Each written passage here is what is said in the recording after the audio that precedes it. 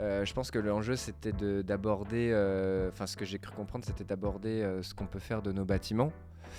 Mais je pense que la question est encore plus vaste et qu'il faut penser notamment la question du développement des villes, de l'urbanisme, qu'est-ce qu'on en fait, qu'est-ce qu'on fait du traitement de l'eau, qu'est-ce qu'on fait de la végétalisation. Le traitement de l'eau, ça a beaucoup questionné.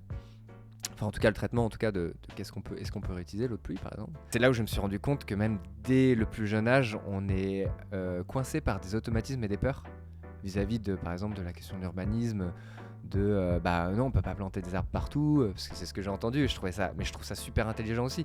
On peut planter des arbres partout, parce qu'il y a des réseaux à passer en dessous. Oui, complètement, mais le nombre d'espaces libres qui reste astronomique. Et en fait, je pense, c'est une anecdote, mais je pense qu'il y a même malgré le plus jeune âge, on se crée des freins très très vite. Et je pense que il y a un enjeu aussi à parler avec des gens de professions différentes pour faire sauter ces freins aussi, et de se créer des espaces de liberté de réflexion. Trop rare. Ou rare, ou dans ce cas je pourrais dire essentiel, mais en tout cas il en faudrait beaucoup plus.